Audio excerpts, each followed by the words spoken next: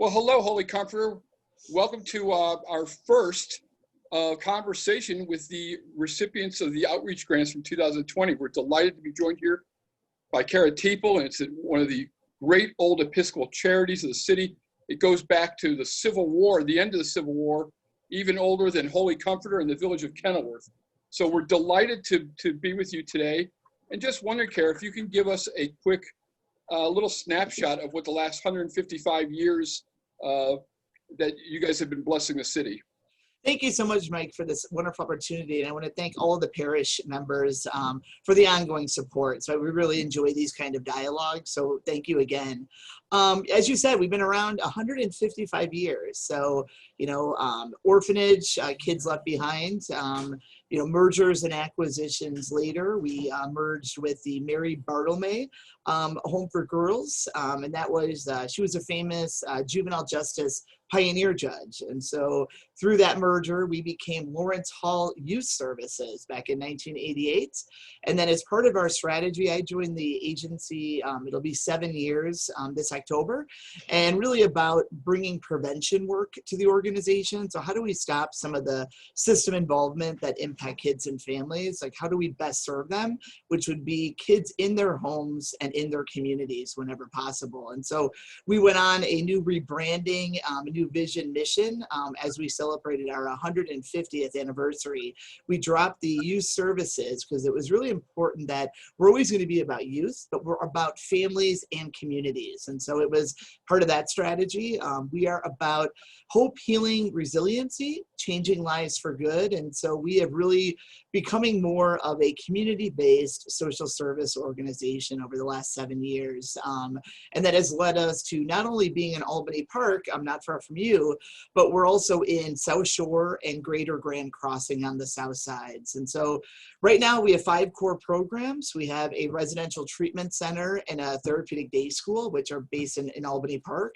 And then you move south and we've got our workforce development program in South Shore. We have foster care in Greater Grand Crossing, and then we have older adolescent programming throughout the city between Rogers Park, Englewood, and Hyde Park, where we own and rent some properties, and that's for young men and women, kind of like their last leg in the foster care system. So right now we're able to serve about 1,000 young people and families every year, a budget of just under 20 million, and today it's 275 staff. We got one of the contact tracer grants in South Shore, and so we were able to hire 15 amazing people from South Shore to do that work. So our work is evolving, but it's definitely, we're not done. So we're just excited that we have this rich history, and we do a lot of partnerships and being able to expand our services to where communities need them.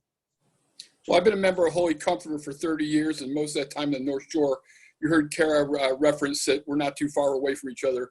That's mostly because I got married 5 years ago, and my wife was bound and determined to keep us in the city. So I like your wife. We're in Ravenswood, and we drive by Lawrence Hall all the time. So I've never actually been inside of it, which after the pandemic lifts is something I wish to rectify. You have to come in. You and your wife can come on in. Absolutely. Well, tell us what's going on new. We're starting to hear a little bit of buzz about expressive therapies, if I'm getting that correct. Tell us a little bit about the vision for that and how you're going to, serve Chicago in the near future with this. Yeah, so we have an expressive therapies department that's pretty robust. So music therapy, we have drama therapy, wilderness therapy, canine therapy. So the music therapy that you guys have been supporting, which is amazing. We have a music therapist who we just promoted last year to a supervisor. She had built a international music therapy intern program. And so now she is a supervisor, which gave her more work, but she hired a music therapist who is amazing. And we have 2 interns under the music therapist. And they predominantly work with our kids in the residential treatment program here in Albany Park, but they also do work on the south side with our kids in workforce development and our kids in foster care. And so really we have a music studio here on our campus in Albany Park, and that is really amazing what Courtney is her name, the supervisor, has built. And so now we are trying to build more of that capacity in on the South Side. And so we've been working on some grants to try to get another music therapist that would be dedicated to the South Side, so we could make sure that our services are both North and South going forward. But the music therapy is a huge expressive component of the work of working, healing, kids with their trauma backgrounds. So to see them actually go into the studio or to go out and do a drum circle, on our campus or in the South Shore neighborhood is really astounding, Mike. I've been part of them. I've visualized them through like seeing in a window. To see the young people actually break down those walls that have really been walls that have been up for so long is amazing. And so I will get you an invite. We have our Fall Fete coming up, the virtual event that everyone's doing. I know probably you guys are too, on October 15th. And we have some of our young men and women and our staff are expressing themselves through music. We have a stomp component. It's going to be a really amazing 30-minute like TV show. And so we're going to highlight some of the work being done in the music therapy program. That's great. Well, 2020 has sure been an eventful year, with COVID-19 and with civil unrest, an uncertain economy. How is this, a two-part question, I guess, is how has this affected you, and how can a parish like Holy Comforter be praying for you during these times?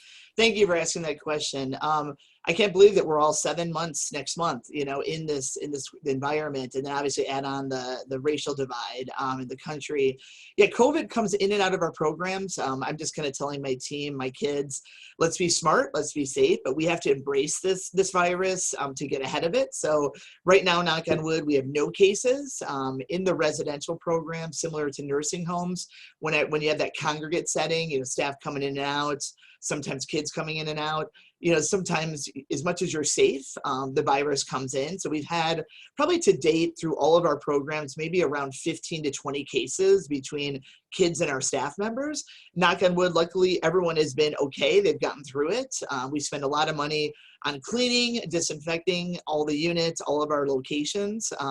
Right now we're about trying to make sure that we are promoting getting staff drawn into the world, in this pandemic. So if you think about the elderly community, you think about our residential community, these are amazing young people that need great talent to work with them on their hope, healing, and resiliency journey. And right now it is really hard in this line of work to find that talent because people are scared to join because of COVID.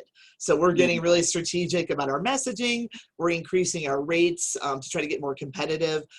Right now, we're doing okay on our staffing, but that is the worry, is what is going to happen in the winter between flu season, pandemic, where we're spending a lot of money, not only through the benefits that we have a great benefit package for staff, but I want to make sure that we're offering flu shots here at all of our locations and that staff are doing those to try to keep safe. We've gotten wonderful support from a lot of parishes, a lot of community members, even where you and your wife, like the surrounding neighborhood, dropping off hygiene items, dropping off masks to make sure that we have a wealth of supply in all of our programs going forward. We have a pretty good supply of protective equipment, but obviously we want to make sure what is this going to happen in the fall. So the kids and the staff are remaining ever resilient. But again, my job and my team's job is just making sure that we are there, that we're trying to be, the bolster of support to these amazing people that show up every day and putting their lives on the line, as well as their families when they go home. God forbid if there was a COVID outbreak. So, we're just managing it day by day. We do a COVID call with my management team every day. And then you add the racial divide, we're making sure that our families, that we're having touch points with families. How are you doing? How is the technology for the remote learning? Do you have enough food? Are your utilities okay? And we're getting a lot of support from donors that way, is helping us with some of the families that have, food insecurity issues. We're doing a pop-up lunch on the South Side and South Shore that was really hit by the racial tension, looting. They had their first grocery store in South Shore. They got that after 7 years of a food desert about a year ago. Well, the looting, that store had to close. It's now reopened, but now we're doing every Tuesday, Mike, we do a pop-up lunch. Costs us a couple $100. We get donations or whatever, we'll do it. We're feeding about 200 people every Tuesday at our South Shore office. And we're seeing mentally ill folks, just people from the community that are like, this is really neat, you're offering something. But now we realize we've got to get more services in that community around substance abuse and mental health. There's a lot of partnerships that we do, but we know in that area, there's really not a service package in the immediate area. So we got to build that. So that's kind of our next part of our strategic plan, is kind of moving more robustly into what are the service needs coming out of the pandemic and then coming out of the racial tension. I know we're going to see opportunities through the challenges. I'm hoping everyone does. Well, praise God. And for parishioners that want to learn more, where should I send them? You can send them to info@lawrencehall.org. It's a link that email address we check regularly. Happy to also have them email me directly, kteeple, Teeple, @lawrencehall.org. And again, we thank you so much for the partnership, Mike.